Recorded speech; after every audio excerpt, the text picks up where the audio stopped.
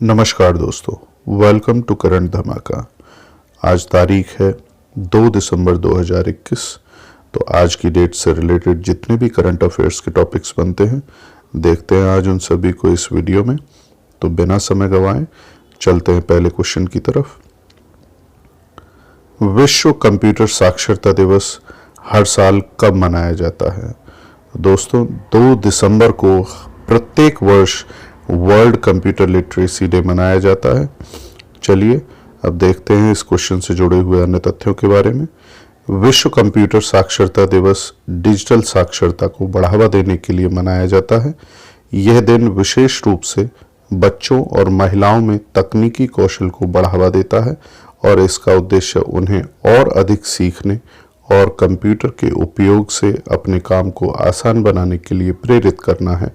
इस दिन की स्थापना मूल रूप से भारतीय कंप्यूटर कंपनी NIIT द्वारा 2001 में अपनी 20वीं वर्षगांठ के अवसर पर की गई थी। विश्व कंप्यूटर साक्षरता दिवस पहली बार वर्ष 2001 में 2 दिसंबर को मनाया और आयोजित किया गया था। चलिए अब बढ़ते हैं नेक्स्ट क्वेश्चन की तरफ। ऑल इंडिया रेडियो ने युवा केंद्रित शो पर चर्चा के लिए कौन सा एक नया कार्यक्रम शुरू करने का फैसला किया है?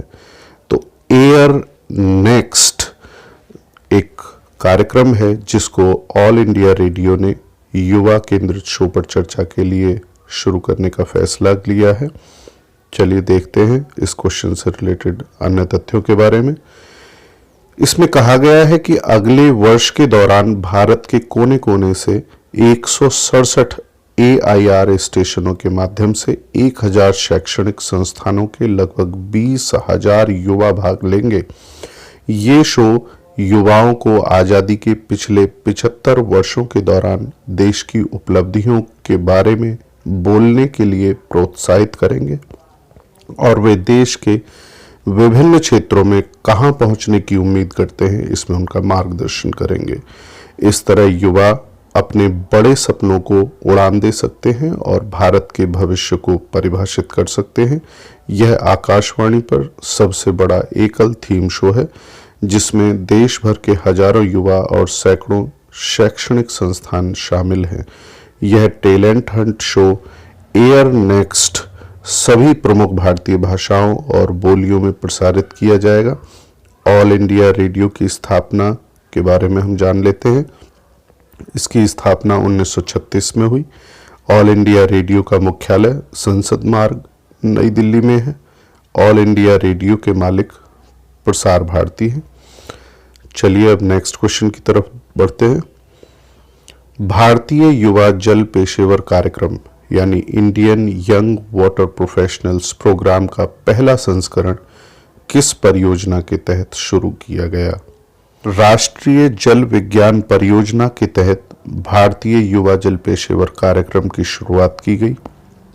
जानते हैं इस क्वेश्चन से जुड़े हुए अन्य तथ्यों के बारे में। कार्यक्रम ऑस्ट्रेलिया में भारतीय उच्चायुक्त मनप्रीत वोहरा, भारत में ऑस्ट्रेलियाई उच्चायुक्त बैरी ओफेरल और जल शक्ति मंत्रालय के अतिरिक्त सचिव देबाश्री मुखर्जी की उपस्थिति में शुरू किया गया। India young water professional programme विशिष्ट क्षमता निर्माण और प्रशिक्षण कार्यक्रमों से अद्वितीय और अलग है। यह लगे हुए प्रशिक्षण और सीखने के मॉडल पर केंद्रित है। इस कार्यक्रम का 70% situation understanding and improvement projects यानी SUIP के माध्यम से परियोजना आधारित सीखने पर यह केंद्रित है। यह लैंगिक समानता और विविधता पर भी ध्यान केंद्रित करता है क्योंकि स्थायी जल प्रबंधन केवल समाज के सभी सदस्यों के कौशल और विचारों से लाभान्वित हो सकता है। कार्यक्रम के पहले संस्करण के लिए लगभग 20 प्रतिभागियों का चयन किया गया है जिसमें राष्ट्रीय जल विज्ञान परियोजना की केंद्रीय और राज्य कार्यान्वयन एजेंसियों से 10 पुरुष और 10 महिलाएं शामिल हैं। चलिए बढ़ते हैं नेक्स्ट क्वेश्चन की तरफ। हाल ही में कौन सा देश दुनिया का सबसे नया गणराज्य बन गया है? तो दोस्तों, बारबाडोस वो देश है जो दुनिया का सबसे नया गणराज्य हाल ही में बना है। चलिए अब देखते हैं इस क्वेश्चन से जुड़े हुए अन्य तथ्यों के बारे में। ब्रिटिश उपनिवेश बनने के लगभग 400 साल बाद बारबाडोस दुनिया का सबसे नया गणराज्य बन गया है। कहा जाता है कि बारबाडोस को अंग्रेजों ने गुलाम समाज बना दिया था। यह पहली बार 1625 में एक अंग्रेजी उपनिवेश बना। 1966 में इसे स्वतंत्रता मिली। कैरेबियाई द्वीप राष्ट्र बारबाडोस ने महारानी एलिजाबेथ द्वितीय को राज्य के प्रमुख के पद से हटा दिया। डेम सैंड्रा प्रोनेला मेसन, इन्होंने बारबाडोस के राष्ट्रपति के रूप में पदभार ग्रहण किया। उन्हें अक्टूबर 2021 में बारबाडोस के पहले राष्ट्रपति बनने के लिए चुना गया था। बारबाडोस की संसद के दोनों सदनों की संयुक्त बैठक में उन्हें बारबाडोस के राष्ट्रपति के रूप में चुना गया था। उनके नाम की घोषणा हाउस ऑफ असेंबली के स्पीकर आर्थर होल्डर ने की। बारबाडोस की राजधानी ब्रिजटाउन है। बारबाडोस की मुद्रा बारबाडोस डॉलर है। बढ़ते हैं नेक्स्ट क्वेश्चन की तरफ। हाल ही में इंटरपोल का अध्यक्ष किसे चुना गया है? तो हाल ही में यूएई के अहमद नासर अल रईसी को इंटरपोल का अध्यक्ष चुना गया है। देखते हैं इस क्वेश्चन से जुड़े हुए अन्य तथ्यों के बारे में। अंतर्राष्ट्रीय आपराधिक पुलिस संगठन, जिसकी फुल फॉर्म है International Criminal Police Organisation, short में इंटरपोल बोल देते हैं, इसने इस्तांबुल तुर्की में आयोजित 89वीं इंटरपोल आम सभा की बैठक में 4 साल के कार्यकाल के लिए महानिरीक्षक अहमद नासर अल रईसी, जो कि संयुक्त अरब अमीरात से हैं, उनको अपना अध्यक्ष चुना है। उन्होंने दक्षिण कोरिया से किम जोंग यान की जगह ली है। थोड़ा सा इंटरपोल के बारे में जानते हैं। इंटरपोल का गठन 1923 में हुआ। इंटरपोल का मुख्यालय फ्रांस के लियों शहर में है। इंटरपोल के अध्यक्ष अहमद नासर अल रईसी हैं, जैसा कि अभी बताया गया। इंटरपोल के सदस्य देश 195 हैं। इंटरपोल महासचिव जुर्गन स्टॉक हैं। इंटरपोल का आदर्श वाक्य है, एक सुरक्षित दुनिया के लिए पुलिस को जोड़ना। चलिए बढ़ते हैं नेक्स्ट क्वेश्चन की तरफ। 2025 तक किस देश को मिलेगा दुनिया का पहला तैरता हुआ शहर? दक्षिण कोरिया को 2025 तक दुनिया का पहला तैरता हुआ शहर मिलेगा। जानते हैं इससे जुड़े अन्य तथ्यों के बारे में। समुद्र के बढ़ते जल स्तर के कारण बाढ़ की समस्या से निपटने के लिए दक्षिण कोरिया को जल्द ही दुनिया का पहला तैरता हुआ शहर मिलने वाला है। Floating city project UN Human Settlement Programme, जिसे यूएन हैबिट और ओशिनिक्स का एक संयुक्त प्रयास है। यह शहर दक्षिण कोरिया में बुसान के तट पर बनाया जाएगा और इसके 2025 तक पूरा होने की संभावना है। तैरते हुए शहर में बाढ़ प्रूफ बुनियादी ढांचा होगा और बाढ़ के जोखिम को खत्म करने के लिए कई मानव निर्मित द्वीप शामिल होंगे। आत्मनिर्भर शहर को विशेष रूप से सुनामी, बाढ़ और श्रेणी 5 के तूफान जैसी प्राकृतिक आपदाओं का सामना करने के लिए डिजाइन किया जाएगा। दक्षिण कोरिया की राजधानी सियोल है। दक्षिण कोरिया की मुद्रा दक्षिण कोरियाई वोन है। दक्षिण कोरिया के राष्ट्रपति मून जे इन हैं। चलिए अब बढ़ते हैं नेक्स्ट क्वेश्चन की तरफ। एसबीआई ने महिलाओं को सशक्त बनाने के लिए किसके साथ समझौता किया है? तो एसबीआई ने हाल ही में महिलाओं को सशक्त बनाने के लिए उषा इंटरनेशनल, एक कंपनी है, जिससे समझौता किया है। देखते हैं इस क्वेश्चन से जुड़े हुए अन्य तथ्यों के बारे में। भारतीय स्टेट बैंक यानी एसबीआई ने वित्तीय सहायता प्रदान करके महिला उद्यमियों को सशक्त बनाने के लिए उषा इंटरनेशनल लिमिटेड के साथ एक समझौते पर हस्ताक्षर किए हैं। संयुक्त देयता समूह मॉडल के तहत वित्तीय सहायता प्रदान की जाएगी। यह यूआईएल और एसबीआई के बीच अपनी तरह का पहला सहयोग है जो देश के ग्रामीण क्षेत्रों में महिला उद्यमियों की सामाजिक और आर्थिक स्थिति के उत्थान के लिए उन्हें आत्मनिर्भर बनाकर और वित्तीय विकास और समावेश को प्राप्त करने के लिए समान अवसर प्रदान करने के लिए एक साथ आगे आ रहा है। एसबीआई और यूआईएल के बीच हस्ताक्षरित समझौता ज्ञापन यानी एमओयू के अनुसार उत्तराखंड, दिल्ली, पश्चिमी यूपी और एनसीआर हरियाणा में बैंक की शाखाएं उषा सिलाई स्कूल की महिला उद्यमियों को सिलाई मशीन खरीदने के लिए वित्त पोषण करेंगी, जिससे वे तकनीकी सिलाई कौशल या कपड़े के धागे आदि की खरीद कर सकेंगी और अपनी आजीविका चला सकेंगी। यूआईएल पहले से ही देश भर में उषा सिलाई स्कूलों के माध्यम से इन महिलाओं को आवश्यक प्रशिक्षण प्रदान कर रहा है। यह रिश्ता महिला उद्यमियों के बीच एक नया तालमेल लाएगा और समग्र विकास की ओर ले जाएगा। एसबीआई ने इस रिश्ते को नव चेतना नाम दिया है। भारतीय स्टेट बैंक के बारे में जान लेते हैं। भारतीय स्टेट बैंक की स्थापना 1 जुलाई 1955 को हुई। भारतीय स्टेट बैंक का मुख्यालय मुंबई में है। भारतीय स्टेट बैंक के अध्यक्ष दिनेश कुमार खारा हैं। चलिए बढ़ते हैं नेक्स्ट क्वेश्चन की तरफ। हाल ही में किसे राष्ट्रीय रक्षा कॉलेज यानी नेशनल डिफेंस कॉलेज एनडीसी का प्रमुख नियुक्त किया गया है? हाल ही में लेफ्टिनेंट जनरल मनोज कुमार मागो को नेशनल डिफेंस कॉलेज का प्रमुख नियुक्त किया गया है। बढ़ते हैं नेक्स्ट क्वेश्चन की तरफ। किसने 7वां बैलन डी'ओर पुरुष वर्ग का पुरस्कार जीता है? तो लियोनेल मेसी वो खिलाड़ी हैं, ये एक जाने माने अंतर्राष्ट्रीय फुटबॉलर हैं। इन्होंने 7वां बैलन डी'ओर पुरुष वर्ग में खिताब जीता है। फ्रांस फुटबॉल द्वारा 2021 में सर्वश्रेष्ठ खिलाड़ी के रूप में नामित होने के बाद लियोनेल मेसी ने 7वीं बार बैलन डी'ओर जीता है। मेसी ने 41 गोल किए और क्लब और देश के लिए सभी प्रतियोगिताओं में 56 प्रदर्शनों में 17 सहायता यानी 17 गोल दर्ज किए और मेसी के शानदार प्रदर्शन के दम पर अर्जेंटीना ने जुलाई में कोपा अमेरिका खिताब जीता। मेसी ने 2009, 10, 11, 12 और 2015 में भी जीत हासिल की। 34 वर्षीय ने बार्सिलोना के लिए पिछले सीजन में 48 मैचों में 38 गोल किए और जुलाई में अर्जेंटीना के लिए कोपा अमेरिका ग्लोरी की कप्तानी करने से पहले कोपा डेल रे जीता।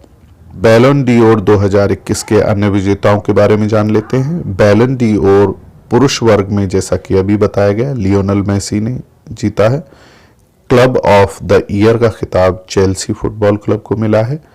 सर्वश्रेष्ठ गोलकीपर के लिए यशिन ट्रॉफी मिली है जियान लुइगी डोनारुमा को और बैलन डी'ओर महिला वर्ग में जीता गया है एलेक्सिया पुटेलस ने। स्ट्राइकर ऑफ द ईयर का खिताब मिला है रॉबर्ट लेवांडोव्स्की को। सर्वश्रेष्ठ युवा पुरुष खिलाड़ी के लिए कोपा ट्रॉफी मिली है पेड्री को। चलिए बढ़ते हैं अब नेक्स्ट क्वेश्चन की तरफ। कोविड-19 वैक्सीन खरीद के लिए भारत को किस बैंक से ऋण को मंजूरी मिली है? हाल ही में एडीबी ने भारत को कोविड-19 वैक्सीन खरीद के लिए ऋण की मंजूरी दी है। तो जान लेते हैं इस क्वेश्चन से जुड़े हुए कुछ अन्य तथ्यों के बारे में।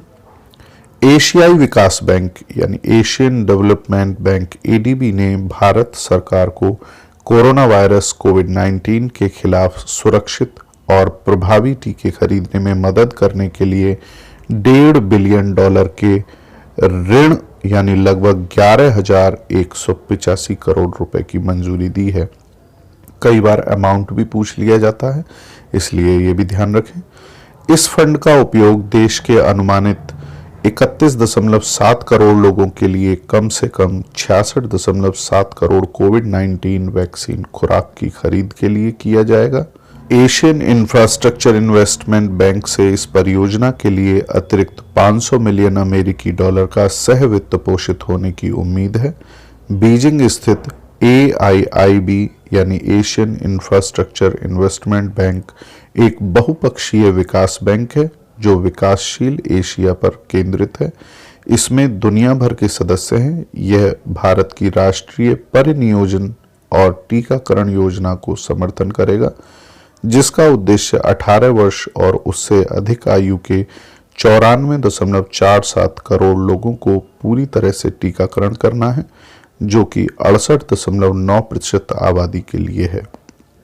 सामाजिक और मानव विकास प्राथमिकताओं पर नए सिरे से ध्यान देने के साथ आर्थिक गतिविधियों को फिर से जीवंत करने, स्वास्थ्य सेवाओं को बनाए रखने, आजीविका की बहाली और शैक्षणिक संस्थानों को फिर से खोलने सहित महामारी के स्वास्थ्य, सामाजिक और आर्थिक प्रभावों को काबू पाने के लिए टीके महत्वपूर्ण हैं।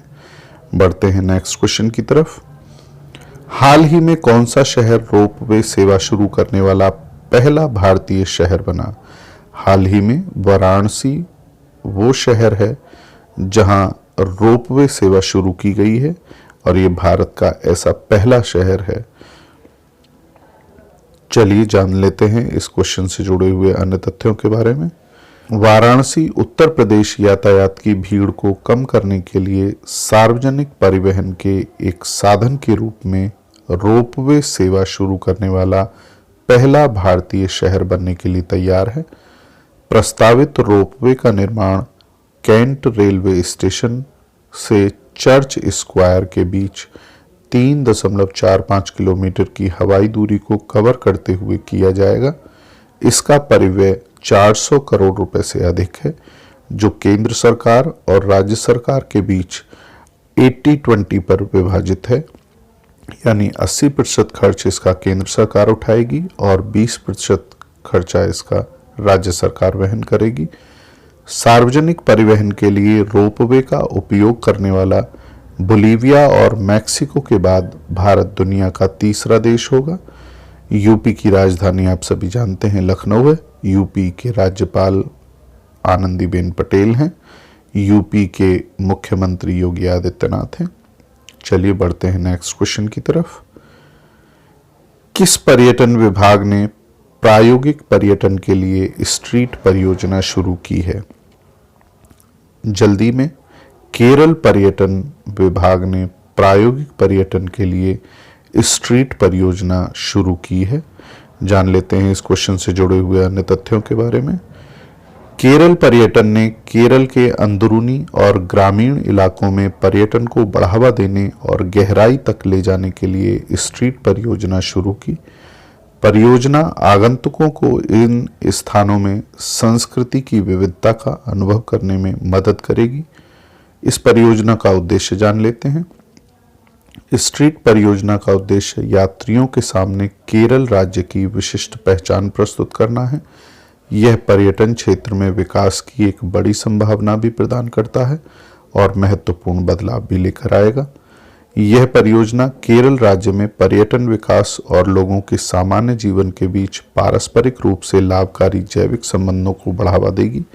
जिम्मेदार पर्यटन मिशन द्वारा परिकल्पित परियोजना संयुक्त राष्ट्र विश्व पर्यटन संगठन के समावेशी विकास के लिए पर्यटन नारे से प्रेरित है। केरल की राजधानी तिरुवनंतपुरम है। केरल के राज्यपाल आरिफ मोहम्मद खान हैं। केरल के मुख्यमंत्री श्री पिनराई विजयन हैं। चलिए बढ़ते हैं नेक्स्ट क्वेश्चन की तरफ। हाल ही में किस राज्य की पुलिस ने call your cop mobile app launch किया है? हाल ही में नागालैंड वह राज्य है जिसकी पुलिस ने call your cop mobile app launch किया है। जान लेते हैं इस क्वेश्चन से जुड़े हुए अन्य तथ्यों के बारे में।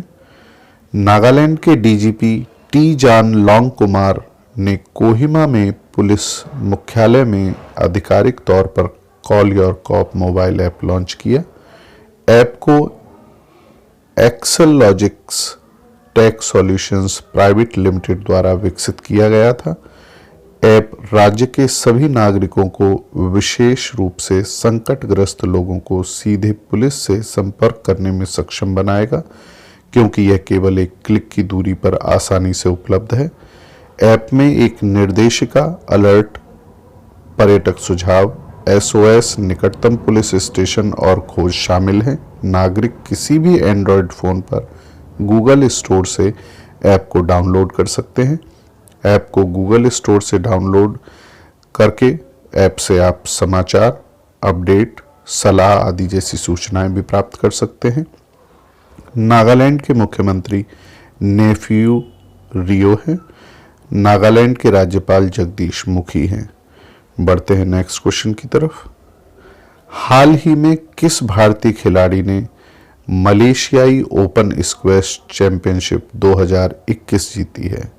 तो हाल ही में सौरभ घोषाल वो भारतीय खिलाड़ी हैं जिन्होंने मलेशियाई ओपन स्क्वैश चैंपियनशिप 2021 जीती है।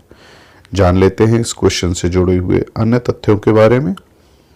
भारतीय स्क्वैश स्टार सौरभ घोषाल ने इतिहास रच दिया है क्योंकि वह मलेशियाई ओपन चैंपियनशिप जीतने वाले पहले भारतीय स्क्वैश खिलाड़ी बन गए हैं। दूसरी वरीयता प्राप्त घोषाल ने कुआलालंपुर में पुरुष एकल फाइनल में कोलंबिया के मिगुएल रोड्रिगेज को 11-7, 11-8 और 13-11 से हराकर 2021 मलेशियाई ओपन स्क्वैश चैंपियनशिप का खिताब जीता। 2021 मलेशियाई ओपन स्क्वैश चैंपियनशिप का महिला एकल का खिताब मलेशिया की आइफा आजमान ने जीता है। आइए बढ़ते हैं नेक्स्ट क्वेश्चन की तरफ। नीति आयोग के गरीबी सूचकांक बहुआयामी गरीबी में सबसे गरीब राज्य किसे चुना गया है? नीति आयोग के गरीबी सूचकांक बहुआयामी गरीबी में सबसे गरीब राज्य बिहार को चुना गया है। जान लेते हैं इस क्वेश्चन से जुड़े हुए अन्य पहलुओं के बारे में। सरकार के थिंक टैंक नीति आयोग ने राष्ट्रीय, राज्य, केंद्र शासित प्रदेश और जिला स्तरों पर गरीबी को मापने के लिए पहला बहुआयामी गरीबी सूचकांक यानी multi dimensional poverty index MPI जारी किया है। सूचकांक के अनुसार बिहार को बहुआयामी गरीबी के उच्चतम स्तर वाले राज्य के रूप में चुना गया है। राज्य की 51.91% आबादी बहुआयामी गरीब है। सूचकांक के अनुसार बहुआयामी गरीब के रूप में राज्य की 42.16% आबादी के साथ झारखंड दूसरे स्थान पर है। इसके बाद उत्तर प्रदेश 37.79%, मध्य प्रदेश 36.65% और मेघालय 32.67% के साथ शीर्ष 5 सबसे गरीब राज्यों में से हैं। इस बीच केरल 0.71%, गोवा 3.76%, सिक्किम 3.82%, तमिलनाडु 4.89% और पंजाब 5.59% पूरे भारत में शीर्ष 5 सबसे कम गरीबी वाले राज्य हैं। केरल में कोट्टायम एकमात्र ऐसा जिला है जिसके सूचकांक के अनुसार पूरे देश में 0 गरीबी दर्ज की गई है। थोड़ा सा नीति आयोग के गठन के बारे में जान लेते हैं। नीति आयोग का गठन 1 जनवरी 2015 को हुआ। नीति आयोग का मुख्यालय नई दिल्ली में है। नीति आयोग के अध्यक्ष नरेंद्र मोदी जी हैं। नीति आयोग के उपाध्यक्ष राजीव कुमार हैं। नीति आयोग के CEO अमिताभ कांत हैं। तो दोस्तों, ये थे सभी आज के करंट अफेयर्स। आपको पसंद आए हो तो प्लीज़ लाइक करें, शेयर करें, सब्सक्राइब करें और यदि कोई भी सुझाव हो तो प्लीज़ कमेंट बॉक्स में ज़रूर लिखकर हमें बताएं। Thank you very much. मिलते हैं नेक्स्ट वीडियो में। तब तक के लिए धन्यवाद।